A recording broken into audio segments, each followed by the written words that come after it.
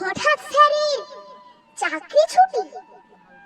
কেউ ভাবছে চাকরি গেছে, বেশ হয়েছে এবার। কেউ বা ভাবছে চাকরিটা নাই, করবো কি যে এবার।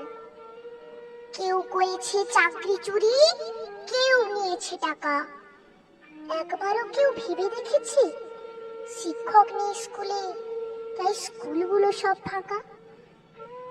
আমরা কি কোনো ভুল করেছি পড়তে এসে স্কুলে? ভাববো কিভাবে আজকে স্কুলে আছেন যে স্যার, কালকে যাবেন চলে।